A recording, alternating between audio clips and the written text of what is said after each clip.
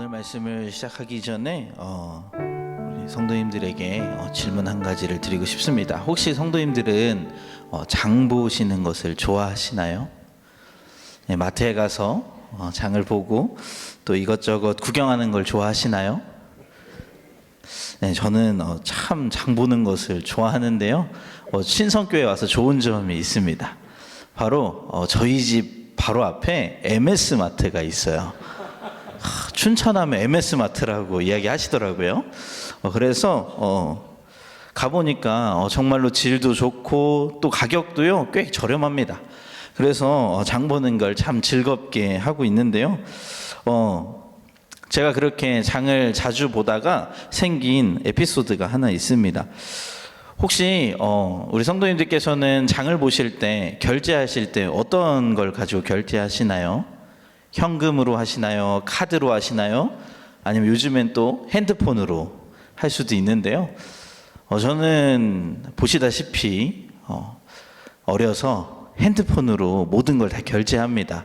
그래서 카드나 이런 것들을 들고 다니는 게 좀 어색해요. 그래서 요즘에 핸드폰이 없으면 아무것도 할 수 없습니다. 그렇게 핸드폰을 하나 달랑 들고 이제 장을 보기 시작했습니다. 오늘은 특별히 봄동도 맛있고 또 요즘에 냉이가 그렇게 맛있더라고요. 그래서 냉이 된장국을 또 저희 아내가 기가 막히게 끓여주는데 냉이도 사고 또 이 핸드폰으로 앱 회원이라는 거를 만들면은 할인도 해줘요. 그래서 고기도 제가 좋아하는 고기도 제가요 고기에 또 진심이에요. 생각보다 고기 하나 고르는데요. 저희 아내는 저한테 다 맡깁니다. 고기는 당신이 알아서 사라고. 이렇게 고기를 사러 갔는데 마침 딱 세일도 하는 거예요. 그래서 이것저것 열심히 담고 이제 기대에 찬 마음으로 오늘은 이걸 먹고 내일은 또 저녁에 저희 아이와 또 아내와 함께 이렇게 맛있는 것들을 해먹자 하고 결제하러 갔는데 이게 웬걸 핸드폰이 꺼진 거예요. 저는 핸드폰 하나 딱 들고 갔는데 그래서 할인은커녕 결제조차 하지 못했던 그런 일들이 있었습니다. 그때 얼마나 저의 머리가 하얘지던지 너무 당황하는 거예요. 계산하시는 분도 당황하고 저도 당황해서요 결국 그냥 그 자리에 놓고 왔습니다. 이렇게 때때로 우리는요 여러 가지 일들을 하다가 정작 가장 중요한 것을 놓칠 때가 있습니다. 때로는요 그 중요한 거 하나 놓쳐서요 지금까지 열심히 했던 모든 게 무로 돌아가기도 합니다. 오늘 말씀에 특별히 이스라엘 백성이요 그러한 모습을 우리에게 보여주고 있습니다.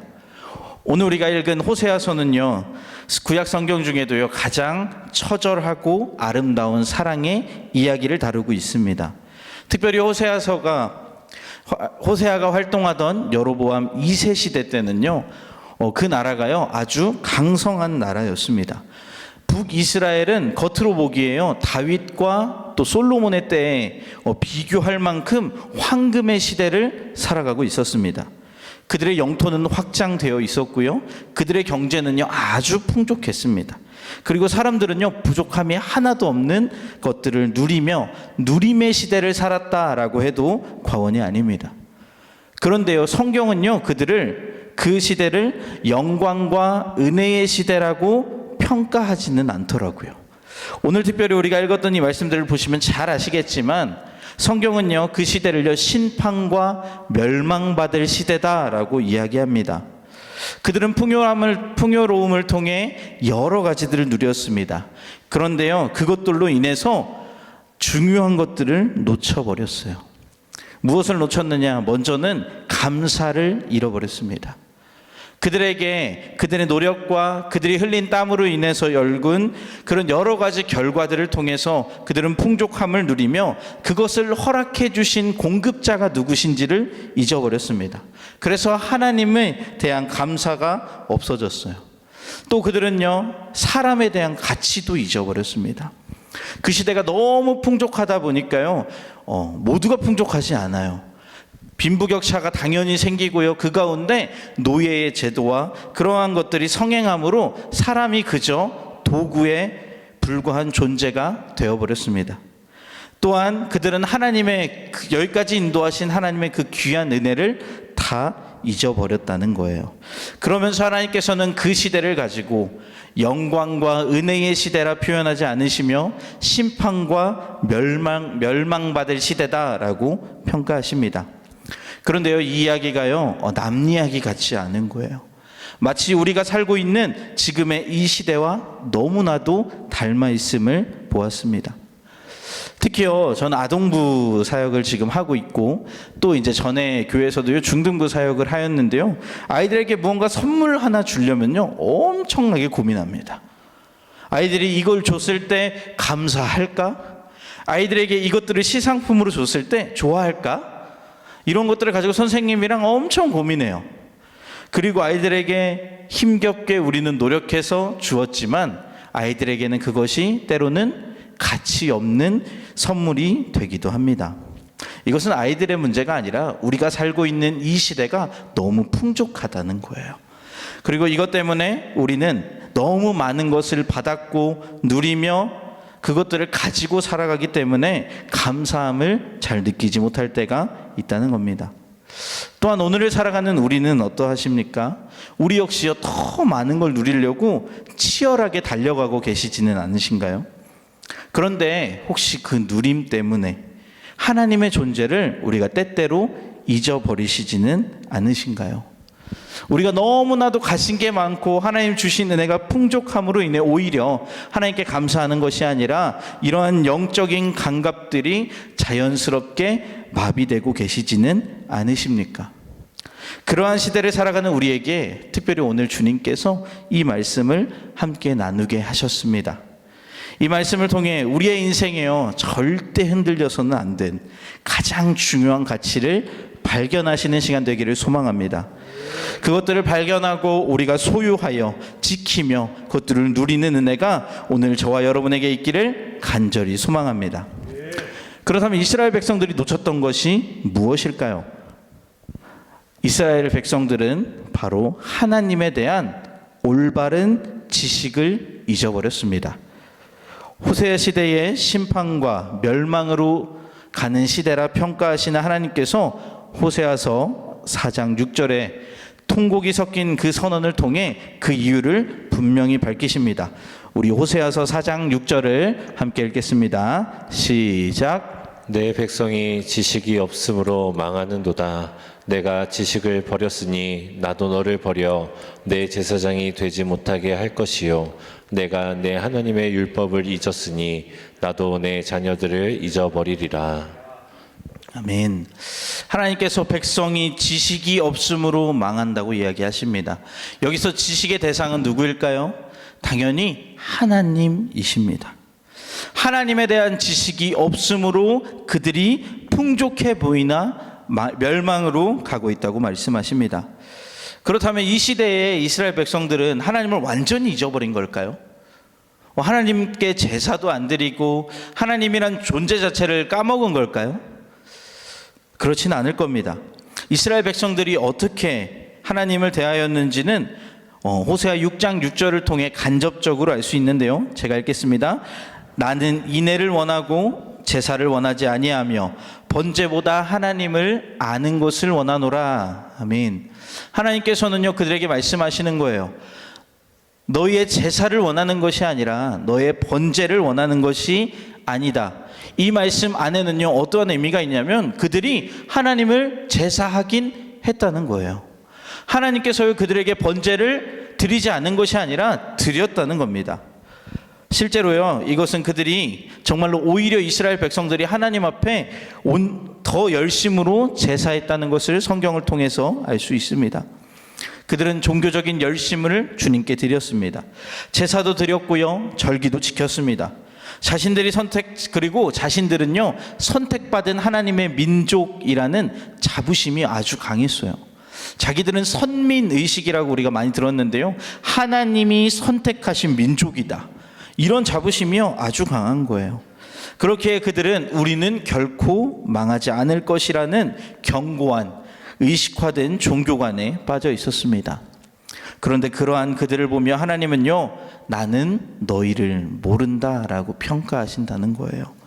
그 이유는 바로 그들이 하나님에 대한 지식이 없기 때문이에요. 여기서요, 저는 좀 더 이 표현을요, 정확히 표현하고 싶어요. 그들이요, 하나님에 대한 지식이 없다라는 표현보다요, 하나님에 대한 올바른 지식이 없다라고 표현하고 싶습니다. 그들은 하나님이 계시다는 걸 알았어요. 그들을 여기까지 인도하신 하나님이 계시다는 지식은 있었다는 거예요. 그러나 하나님이 누구신지, 정말로 우리가 섬기는 하나님이 기뻐하시는 것이 무엇인지는 올바로 알지 못했습니다.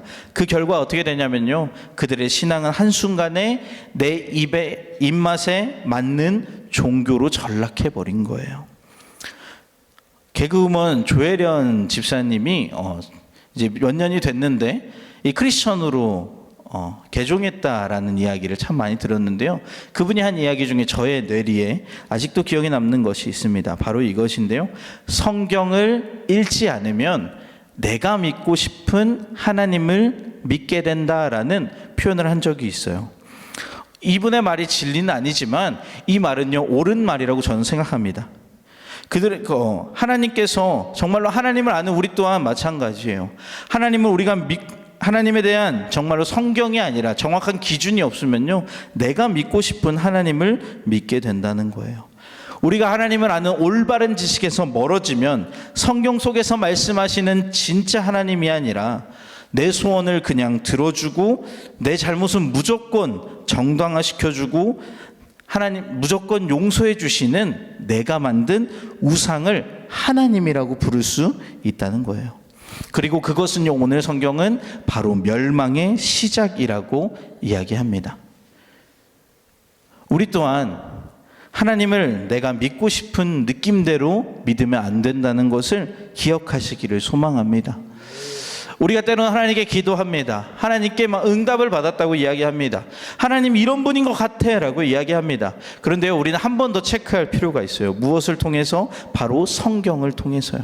성경이 정말로 하나님이 그런 분이라고 말씀하시는가? 하나님은 정말로 그렇게 일하시는 분이신가? 우리에게 주신 귀한 성경을 통해 우리가 하나님에 대한 올바른 지식을 가지시기를 소망합니다. 하나님이 자신에 대해 밝혀주셨고요, 또 직접 하나님이 내가 누구인지를 계시해 주신 그 말씀이 바로 성경이기 때문에 우리는 그 성경의 권위를 믿고 그 안에서 정말로 내가 믿는 하나님이 성경이 이야기하고 있는 하나님이 맞는가를 날마다 체크하시는 저 여러분들 되기를 소망합니다. 그러나 이스라엘 백성들은요, 하나님이 진짜 기뻐하시는 것이 무엇인지도 알지 못하며 자신들의 생각에 충실한 대로 예배하고 하나님이 기뻐 받으셨을 거야 라고 이야기합니다. 그러나 그들의 그 신앙이 잘못됐다는 건요, 특별히 그들의 삶이 무너진 모습들을 통해 그들이 하나님을 제대로 알지 못한다는 것을 성경은 이야기합니다. 우리가 읽었던 6장 6절에요, 주님은 이렇게 말씀하십니다. 나는 인애를 원하고 제사를 원하지 아니하며 번제보다 하나님 아는 것을 원하노라. 이것은 무슨 얘기냐면요, 하나님께서는요, 그 제사장들에게, 그 하나님의 말씀을 맡은 자들에게, 그뿐 아니라 이스라엘 사람들에게 인애의 하나님을 기억하며 너희도 이것들을 행하며 살아가라는 것이 하나님의 기뻐하신 뜻인 것을 분명히 밝히시는데 그들이 그렇게 살지 못했다는 것을 보여주는 반증입니다. 이것들을 통해 하나님은요, 이렇기에 그들이 하나님을 올바로 하는 것이 중요하다고 말씀해 주시는 거예요. 그 무지함은 멸망으로 가는 지름길이라고 말씀해 주시는 겁니다. 그러나 하나님께서는요, 이렇게 잘못 가고 있는 인생들을 가만히 두시지 않으시더라고요. 다행히요, 하나님은 이들에게 멸망만을 선포하시지 않았습니다. 하나님께서 이렇게 이야기하신 이유는요, 이 이후에 있을 회복의 자리로 그들을 초청하기 위함이었습니다. 하나님은요, 이렇게 무너져가는 이스라엘, 이렇게 무지한 이스라엘을 버리지 아니하시고 하나님의 사랑의 자리로 다시 한번 그들을 초청하시며 그들에게 그들의 삶을 회복해 가십니다. 그 과정은요, 다음과 같습니다. 첫 번째로 나의 실존을 직면하게 하십니다. 하나님은요, 영적으로 마비된 이스라엘에게 아주 강력한 충격을 주십니다. 호세아서 1장 2절의 말씀 우리 함께 읽겠습니다. 시작. 여호와께서 처음 호세아에게 말씀하실 때 여호와께서 호세아에게 이르시되 너는 가서 음란한 여자를 맞이하여 음란한 자식들을 낳으라. 이 나라가 여호와를 떠나 크게 음란함이니라 하시니. 아멘. 여기서 표현하는 이 음란함이란 단어는요, 그들에게 아주 충격적으로 다가갈 수밖에 없습니다. 하나님께서는 거룩한 선지자였던 호세아에게 음란한 여자 고멜과 결혼하여 음란한 자식을 낳으라라고 명령하십니다. 이 하나님의 말씀은요, 너무나도 강력할 뿐 아니라 선지자 호세아 선지자의 삶을 사용하신, 하나님 정말로 강력하게 사용하시는 메시지였습니다. 당시에 이것이 이스라엘의 실존임을 보여주신 것입니다. 하나님은 호세아의 삶을 통해서 그의 삶을 통해서 하나님께서 이스라엘에게 던지는 강력한 선포였고요. 이것들은요, 그들이 가지고 있던 이 선민 의식과 맞물려서요, 그 효과는 극대화되었습니다. 하나님은 아주 강력한 충격 요법과도 같은 거예요.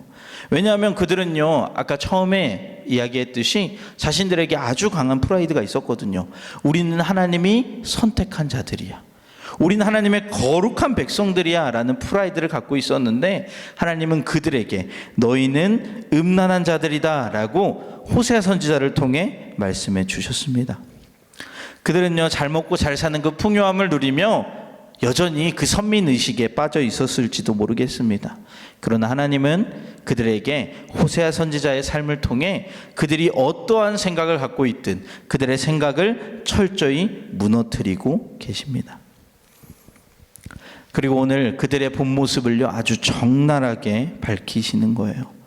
하나님의 백성이라고 이야기하는 너희가 세상의 풍조와 세상의 가치관을 따라가고 있는 너희의 모습을 다시 한번 보라고.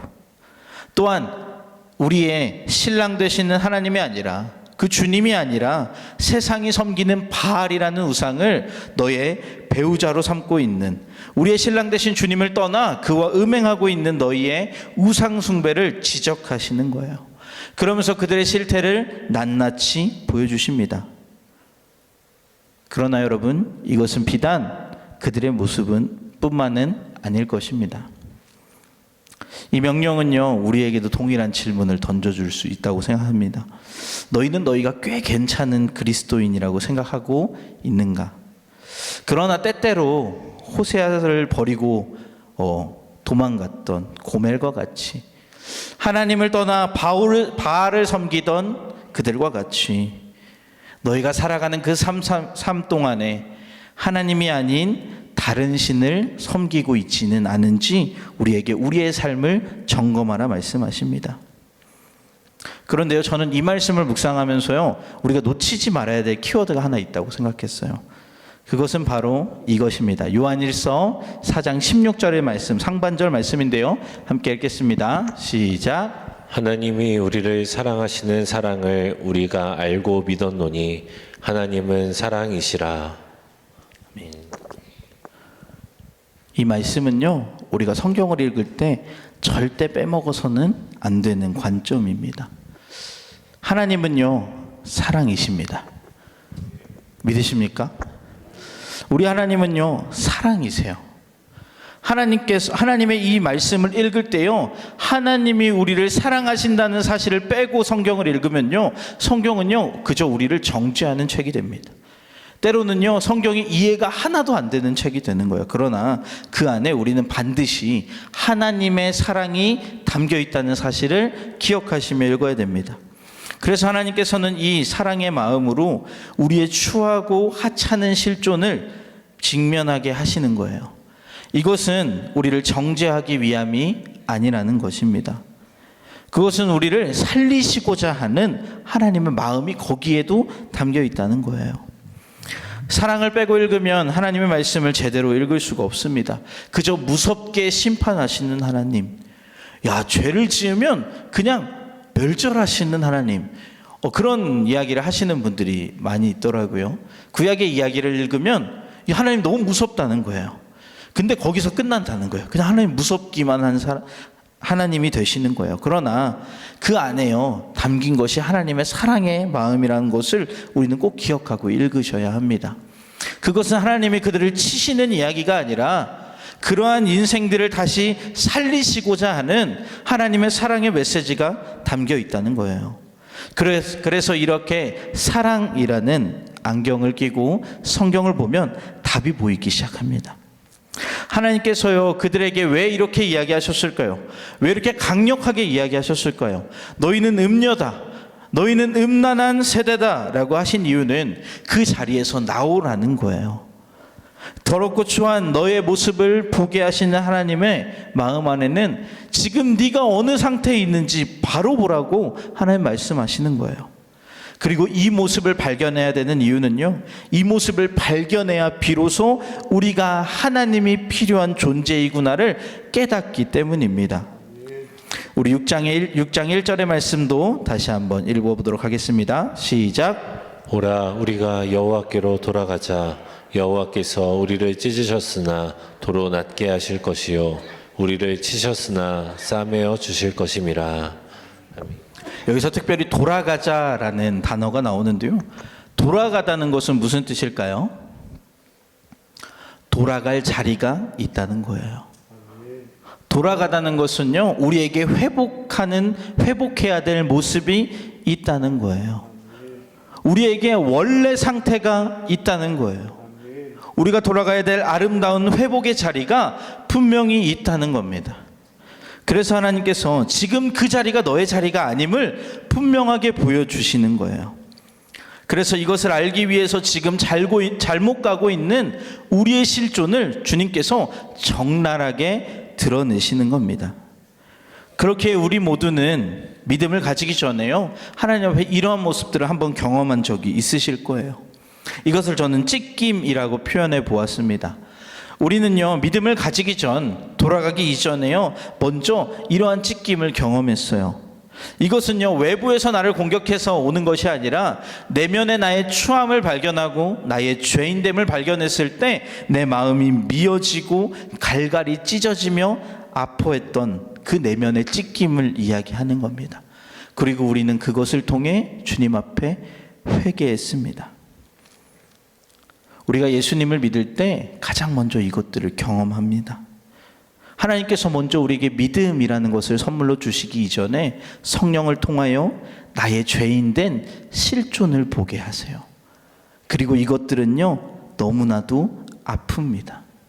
그러나 그 과정이 있을 때에 비로소 우리가 나의 무능함과 나의 타락함과 정말로 그렇기에 나에게 예수님이 필요하구나라는 것을 깨달을 수 있기에 하나님께서는요 이것을 우리에게 허락하신다는 거예요.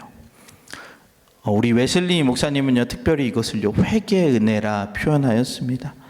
내 존재의 밑바닥을 경험한 자만이요 나를 위해 아들을 내어주신 하나님의 사랑이 얼마나 큰지를 그때서야 비로소 깨달을 수 있기 때문입니다. 내가 음녀라는 사실을 깨달을 때 그런 나를 위해 오신 그리스도의 사랑이 얼마나 크신지도 깨달을 수 있습니다. 이것은요 비단 우리 믿음에 처음 가질 때뿐만 아니라 날마다 우리에게 적용되는 말씀입니다. 날마다 여전히 우리 안에 남아있는 죄성을 발견할 때마다 우리는 우리의 자신의 모습을 보며 찢깁니다. 그러나 그 과정을 통해 주님은 찢으시려고 하는 게 아니라 그 과정을 통해서 그 아픔을 통해서 오히려 우리를 더 단단히 싸매시며 우리를 회복시키시며 정말로 하나님 앞에 돌아오는 자리로 하나님께서 우리를 부르시는 거예요. 그래서 저는요 신앙생활이요 때로는 너무 기쁘고 행복한 일들도 많지만 참 눈물이 많은 자리인 것 같아요. 우리가 하나님 앞에 서면 우리의 연약함 때문에 우리의 죄를 발견할 때마다 하나님 앞에 때로는 죄송함 때문에 우리는 울고 눈물을 흘립니다. 그러나 그 눈물 이후에 하나님께서 우리의 눈물을요 동일하게 또 울어요. 하지만 바꾸어 주시는 거예요. 와, 이러한 난데도 하나님이 나를 사랑해 주셨구나. 와, 이렇게 하나님 앞에 정말로 죄인된 나인데도 여전히 주님은 나를 사랑해 주시는구나. 그래서요, 슬픔의 눈물에서 감사의 눈물로 바뀌는 거예요. 그래서 이렇게 우리가 눈물 짓는 이 자리가 바로 우리를 찢으시고 싸매시는 주님의 사랑의 자리인 줄 믿습니다. 그렇다면 이 말씀을 들은 우리는 마지막으로 어떻게 해야 할까요? 저는 이렇게 적용해 보았습니다. 그렇기에 우리는 주님을 알기에 힘써야 합니다. 오늘 본문 6장 3절의 말씀 우리 함께 읽도록 하겠습니다. 시작. 그러므로 우리가 여호와를 알자. 힘써 여호와를 알자. 그의 나타나심은 새벽빛같이 어김없나니 비와 같이 땅을 적시는 늦은 비와 같이 우리에게 임하시리라 하니라. 아멘. 그러므로 우리가 여호와를 알자, 힘써 여호와를 알자라고 호세아는 선포합니다. 여기서 주님을 그냥 알자라고 표현하지 않았습니다. 힘써 알자라는 단어를 사용합니다. 힘쓰다는 것은 생존을 위해 처절한 몸부림을 의미합니다. 하나님을 아는 것이요 우연히 되는 일이 아니라는 거예요. 그것은 치열한 갈망이라는 겁니다. 우리가 주님을 알기에 힘쓸 때 주님께서 두 가지 확실한 약속을 우리에게 주셨는데요. 첫 번째는요, 새벽빛같이 찾아오신다는 거예요. 우리가 아무리 어두움이 짙고 아무리 아무것도 보이지 않는 그 어둠이 있더라도요, 새벽에 어김없이 해가 뜨는 것처럼 주님께서 주님을 찾는 자들에게 어두움과 같은 그 삶을 살아갈 때에도 주님을 찾는 우리에게는 어김없이 나타나신다는 거예요. 또한 늦은 비와 같이 임하신다고 약속하십니다. 메마른 대지를 적셔 열매를 맺게 하는 늦은 비처럼 우리의 삶의 갈급한 자리에 주님께서 구체적인 회복의 은혜를 허락하시겠다는 거예요. 이렇게 우리가 주님께로 돌아가는 발걸음을 내딜 때에 하나님은 우리를 외면하는 것이 아니라 우리를 낫게 하시고 싸매어 주실 준비를 마친 채 계속해서 기다리고 계신다는 겁니다. 그러면 우리는 어떻게 주님을 알 수 있을까요? 우리는 성경을 통해 아까 올바른 지식을 가져야 된다고 이야기했습니다. 그런데 성경은요, 하나님을 안다는 것은요, 여기서 그치면 안 돼요. 우리가 올바른 지식을 가지고 하나님을 아는 것이 맞습니다. 그러나 그것이 한 걸음 더 나아가야 돼요. 그것은 하나님과의 관계 안에 머물며 그분을 알아가야 된다는 것입니다. 우리가 잘 아는 야다라는 표현이 있습니다. 그것은요, 그냥 알다라는 것을 원어로 야다라고 하는데요, 그것이 쓰이는 용례는 이러합니다. 바로 부부 관계에서 사용돼요.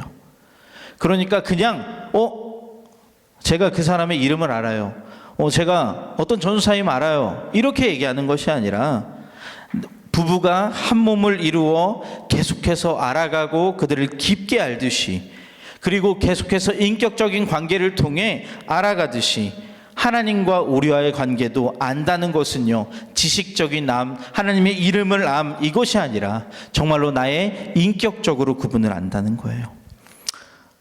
제가 결혼한 지가 생각보다 조금 됐습니다.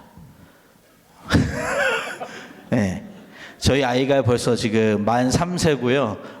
물어보시면 5살 이렇게 얘기합니다. 몇 살이야? 이러면 5살이 맞는데, 제가 이제 결혼한 지가 4년이 좀 넘었는데요. 저희는 연애도 오래 했어요. 그래서 서로를 진짜 잘 안다고 생각했어요.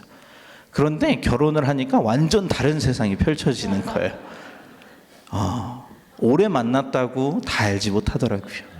결혼해 보니까 또 다른 사람이 있어요. 서로 그렇습니다. 근데 계속해서 서로를 만나고 또 살을 치대고 또 아이 육아라는 전쟁의 전우로서 같이 살아가다 보니까요, 점점점 그 관계가요, 예전처럼 막 설레지는 않아요, 솔직하게. 하지만 그 관계가요, 점점 깊어지기 시작하는 거예요. 그냥 얘기하지 않아도 아는 거예요. 지금 무엇을 원하는구나. 지금 어떻게 우리가 지금 했으면 좋겠구나. 지금 뭐가 힘들구나. 뭐 말은 안 해요. 괜찮다 그러는데 이제 다 아는 거예요. 이렇게 정말로 부부가요, 그 시간이 바로 한 번 결혼했다고 아는 것이 아니라 계속해서 지속하며 깊어지듯이 하나님과 우리와 관계도 마찬가지인 것 같아요. 하나님께서는요, 그들에게 이러한 관계를 오늘 그러한 관계의 자리로 그들을 초청하시는 거예요. 하나님을 안다는 것이 무엇일까요? 성경 많이 읽어서 저 하나님 이름 엄청 많이 알아요. 여호와 라파, 여호와 니시, 여러 가지 하나님의 이름을 압니다가 아니라, 그것이 아니라 계속해서 하나님과 관계하며 하나님의 말씀을 보며 하나님과 기도하며 하나님 안에서 어려움과 기쁨과 슬픔을 견뎌가며 또 하나님과 함께 그 자리를 나아가며 하나님과 점점점 깊어지는 그 관계를 가질 때에 우리는 비로소 우리 하나님은 이런 분이에요 라고 표현할 수 있게 될 것입니다. 그런데요, 저는 여기서 더 놀라운 것을 발견했습니다. 아까 이스라엘 백성들을 책망할 때 사용되었던 나는 인애를 원하고 제사를 원하지 아니하고 하나님을 아는 것을 원하노라 라는 말씀이요, 반대로 하나님과 그럼 친밀한 사람은 어떠한 사람일까라고 볼 때요, 이런 인애가 가득하신 하나님을 닮아가는 사람이더라고요. 하나님을 정말로 아는 사람의 모습은 무엇이냐면 화려한 예배, 제사의 형식을 가진 사람이 아니라 그들의 삶에서 하나님의 인애가 드러나는 사람이더라고요. 그리고 하나님은 이러한 관계로 우리를 오늘도 초청하시는 줄 믿습니다. 우리 마음 가운데 우리에게 먼저 은혜 주신 그 하나님의 모습이요, 때때로 이제는 드러나기를 소망합니다. 나도 진짜 하나님을 닮았구나. 요즘 찬양 가운데 그런 찬양의 가사가 있더라고요. 나는 아버지를 닮았네 라는 찬양이 있습니다. 정말로 우리의 인애가 가득하신 하나님의 모습을 우리가 날마다 닮아가기를 소망합니다. 그때 주님께서 우리를 이렇게 평가해 주실 것 같아요. 너는 진짜 나를 아는구나. 이러한 하나님의 놀라운 우리에 대한 평가가 있기를 간절히 소망합니다. 여러분, 이제 말씀을 마치려고 합니다. 마트에요, 카트에 물건이 가득 담아도 결제 수단이 없으면 그 모든 수고가 헛수고가 되었듯이 이스라엘 백성들은 화려한 제사와 풍요로운 삶으로 카트를 가득 채웠습니다. 그러나 정작 그 가운데 하나님을 아는 지식이라는 열쇠를 놓쳐버렸습니다. 오늘 우리는 그 주님을 더 알아가기를, 그리고 그 주님을 알아가기를 날마다 사모하는 우리가 되기를 소망합니다. 그것이 우리가 우리의 삶에 가장 힘쓰는 최고의 관심사가 되기를 소망합니다. 그냥 아는 게 아니라 주님과 살을 부대끼며 살아가는 진정한 알미, 그 친밀함 속으로 들어가는 우리가 되기를 소망합니다. 그때 비로소 사랑의 하나님께서 성경에 갇혀있는 하나님이 아니라 나의 하나님이다 라고 고백하는 우리의 고백이 나올 줄로 믿습니다. 그 주님 만나는 놀라운 역사가 저와 성도님들과 함께하기를 간절히 소망하면서 마지막으로 한 가지 우리의 시야를 조금 더 넓혀주셨으면 좋겠어요. 사실 제가 이 말씀을 준비할 때에 본문을 정한 까닭이 한 가지 있습니다. 그것은 바로 우리 꿀잼 아동부의 이번 연도 주제 말씀이에요. 우리 아이들이요, 이 시대를 살아갈 때에 이 말씀이 꼭 필요할 것 같더라고요. 그래서 나를 위해서뿐만 아니라 우리 이제는 조금 더 우리보다 더 나중에 하나님이 없다고 하는 이들이 더 많아지는 시대에 살아갈 우리 아이들을 위해서도 같이 기도해 주시기를 소망합니다. 이렇게 정말로 나와 또 우리 다음 세대가 이 세상에서 정말로 가장 중요한 하나님의 아는 지식을 놓치지 않는 우리가 되기를 간절히 소망합니다. 아멘. 주께 가오니 날 새롭게 하시고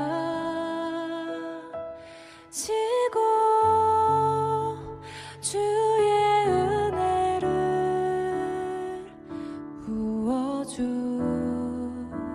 부어주소서.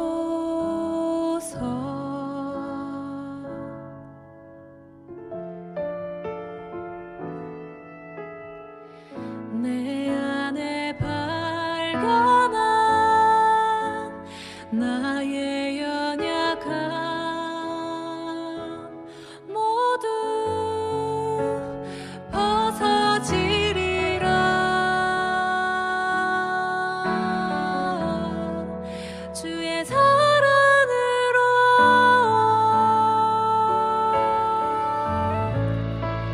주 사랑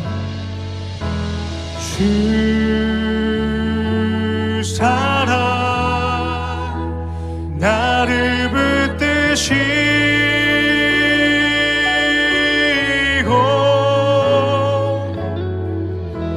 주 곁에 날 이끄소서.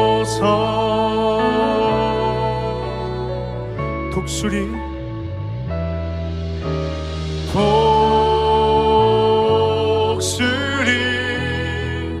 날개 쳐 올라가듯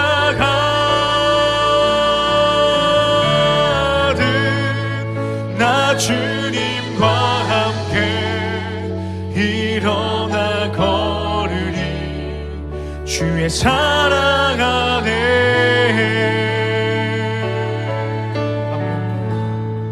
나의 눈 열어 나의 눈 열어 주를 보게 하시고 주의 사랑을 알게 하소서.